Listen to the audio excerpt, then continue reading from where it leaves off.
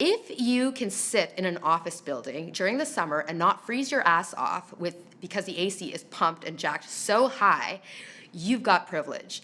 Male privilege, male privilege, male privilege. Male privilege. Shut up, bitch! Oh man, dude, we're in for a doozy today. What is going on, boys? Hope y'all are doing great. So today we're going to be talking about this video I found by this woman. Her name is Ritu Basin. I don't know exactly how to say it. I'm not trying to disrespect her name or anything like that. But basically, she's some sort of author and speaker who has a bunch of videos on YouTube. Some of them aren't too bad. She attempts to try to help out young women out by attempting to give them life advice and support. And, she says it herself. Her whole mission in life is to create a more empowering and inclusive world, which is not necessarily a bad thing. But we all know how sometimes these types of people can get. Like, they mean well, but they end up getting really, really crazy about this kind of stuff, and they start making outlandish claims. Like, for example, in this video she uploaded called, "What is Male Privilege?" Which is exactly what we're going to be talking about today, boys. And let me tell you, this video is just filled with L's, so make sure to stick around till the end. But before we get into that, if you're new here and you like what you're seeing, make sure to subscribe and turn on your notifications. It all helps out the channel. And with all that stuff out of the way, let's get into it. So a lot of people will say to me, Ritu, you talk a lot about male privilege, but what exactly is that? And more importantly, what does male privilege even look like? Not even a minute into the video, and this woman already capping. Like, you seriously stop the cap. Who is legitimately asking these kinds of questions? Like, most normal people I know are more concerned about, I don't know, paying the bills, what they're gonna eat for dinner, what's Cardi B's butthole look like. Oh man, hey, you know what? Sorry for interrupting. Please continue. Let's start with privilege and defining it.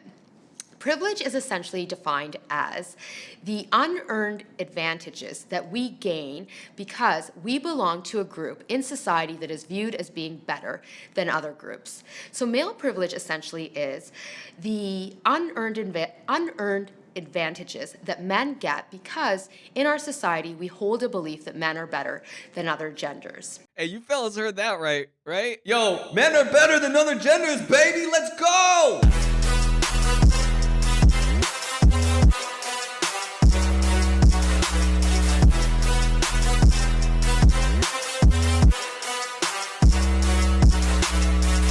And there are many ways in which male privilege shows up. Let me start with the lighter ones, and then we'll go to the ones that are a bit more challenging and problematic. So the lighter ones include things like, if you can sit in an office building during the summer and not freeze your ass off because the AC is pumped and jacked so high, you've got privilege, male privilege. And the reason I say male privilege in particular here is we know from studies that office building AC temperature is set according to a normal person or the reasonable person, which is usually a man.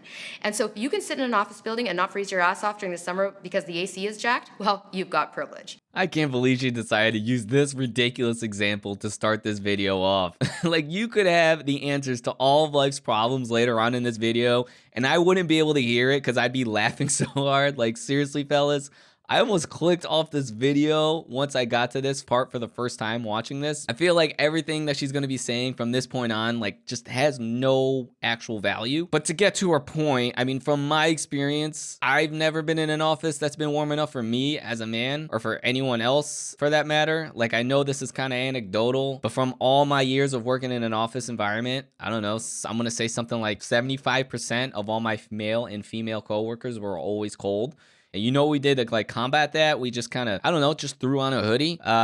We all knew the office was cold during the summer. Like, what's the alternative? Turn up the heat so then other people are now hot? Temperature is a creature comfort that no one will agree on. Like, in my own house, my fiance likes it colder in the house and I like it warmer. Like, how do you explain that? And as far as the studies she's referring to, so I was actually kind of, interested because I never even heard about this claim before, but some basic Googling led me to find out how back in the 1960s, some scientists got together to find a person's metabolic equivalent, or essentially what that means is how much energy a body requires while sitting, walking and running, and at what temperature does it like kind of run optimally. The reason why feminists claim that this is sexist is because that the data was based off of a 140-pound male. So apparently all office building thermostats follow a comfort model that was developed based off this data. Even if this is true, like my head, something in my mind just says everyone is different, right? Well, it turns out that is true. I found an article on NPR that basically kind of wraps this whole debacle up. To determine a female metabolic equivalent, Kingma, Ligma balls. he's one of the scientists in this article, had 16 women in t-shirts and sweatpants hang out in a temperature-controlled room and calculated the rate at which they were consuming oxygen and releasing carbon dioxide. It's a good measure of how much energy someone's generating. He found out that their metabolic rates were actually significantly lower than the standard resting metabolic rate, that number that the scientists came up with in the 60s, right?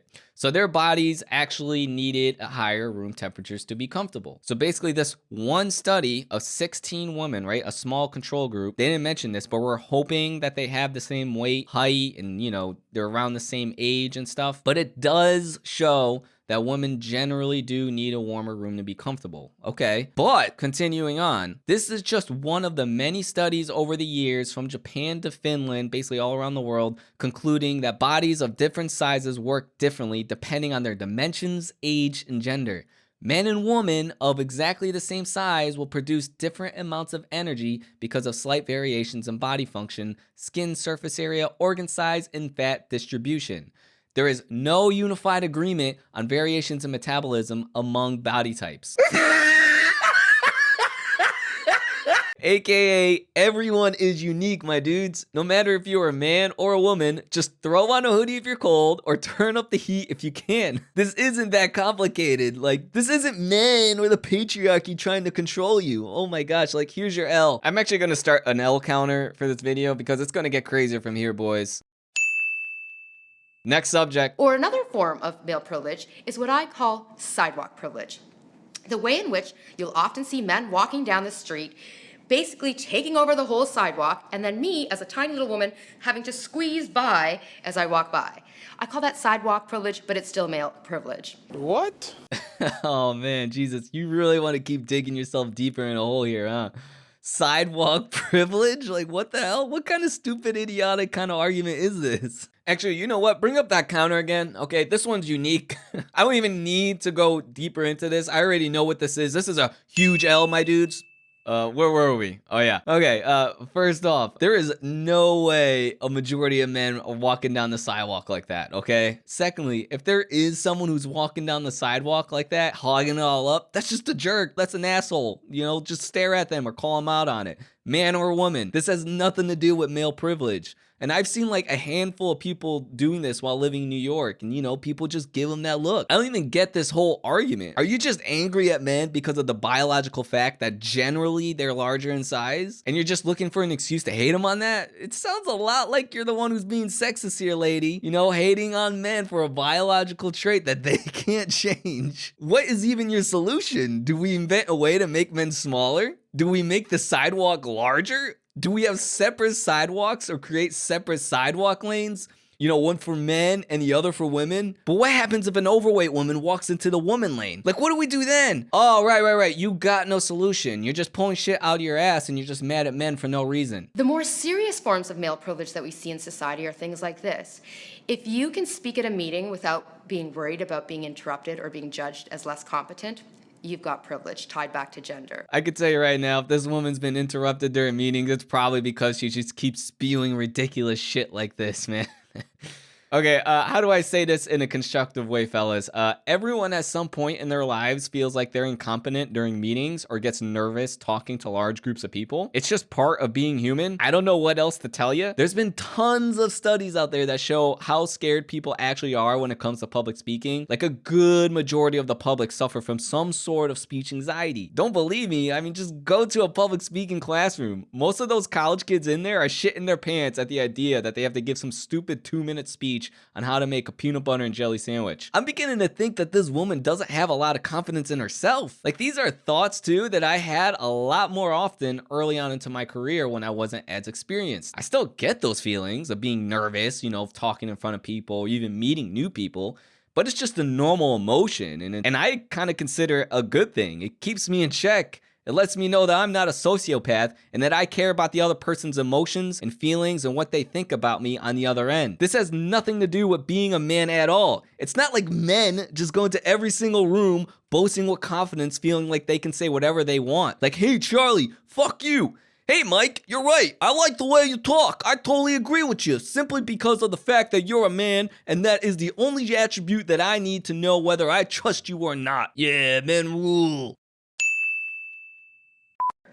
Or if you can feel comfortable walking home late at night by yourself and not worry about your safety, you've got privilege. This is the only point in the whole video where she's actually saying something that's actually plausible. I'm gonna give her some credit here. Like, generally, do I think a man at night while walking down the street is gonna feel safer than a woman is? For sure, 100%. Why? Well, men are just generally physically stronger and larger than females. But that doesn't mean dudes don't feel sketched out when walking home at night either. It just means that we have a better chance of fighting back. Weave!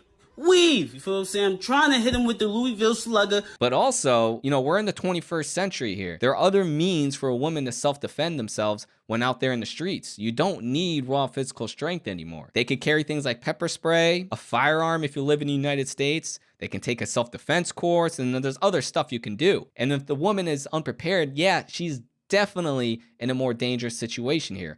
100%. Like, when my fiance goes out to the store, I remind her to make sure that she's not alone in a parking lot at night. Like, things like that. They're legitimate concerns for sure. But again, this woman is trying to blame and hate on men for no reason other than for just existing. She's not offering any solutions to the problem. She's just saying men are biologically stronger, man bad. Or if you can feel confident that you are being paid at the right amount, at the right level for your skill set, tied back to gender, you've got privilege. One banana eater to me. Philip, oh, thank you so much for the donation. Am I seeing this right? Did you just donate me $20,000? $750. Thank you for the 50 gifted subs. The way she just keeps on saying, you got privilege. She's so angry, my dudes. It's kind of hilarious. Like, what man has hurt you? What dude left you on red? Oh, man. Anyways, I'm surprised it took her this long to get to this point. She's trying to get into that whole wage gap argument thing where females make 80 cents to $1 or something like that. Fellas, if you do a little bit of research, like a quick Google, I don't want to sit here all day on this topic. It's such an old topic. But pretty much a lot of those studies that come up with that number of 80 cents to $1, they never take into account the personal choices that men and women make, the amount of hours that they work, the fields that they actually go into, or the levels of dangers of each job. And there's tons of other factors. Like, if I wanted to, I could probably make a whole video on that alone. But really, kind of like the biggest thing to say here, and that's kind of just my whole statement whenever I think back on that, if females were really getting paid less for men for the same exact job, and businesses are all about focusing on making money and saving money where it counts, don't you think that the leadership of all these companies would be hiring women to save money? I don't know. I guess that just makes too much sense. There are many other additional examples of male privilege out there. My purpose in sharing these examples for you today is, first of all, for you to better clock these examples that exist in society, in your world. If you are engaging in male privilege, for you to check it, and for all of us to work together, hand in hand, in interrupting gender bias and gender oppression. If you'd like to learn a lot more about patriarchy, privilege, supremacy, and more, and social justice, I talk a lot about this on my videos and blogs. Yeah, blah, blah, blah, blah. Okay, that's enough of that. Look, I know what this woman is trying to do here, right? She's trying to make life better for a lot of other people, in all seriousness, right? But I'm going to tell you, Ritu, if you were ever finding this video, going around and kind of like bashing half the population, saying that they're privileged and stuff like that, that's not going to make things better. In fact, you're just going to create more hostility. And you're going to create situations for guys like me who don't even necessarily care about this type of stuff to actually kind of laugh about this stuff because it's kind of ridiculous. Boys, I'm done talking about this. That's going to be it for today. Let me know what you think about all this down in the comments down below. I'm very curious to see what you guys have to say about this one. Please feel free to subscribe and turn on your notifications. If you like today's video, it helped me out a lot. Feel free to hit me up on Twitter as well. DM me, whatever you want to do. And until next time, boys, peace.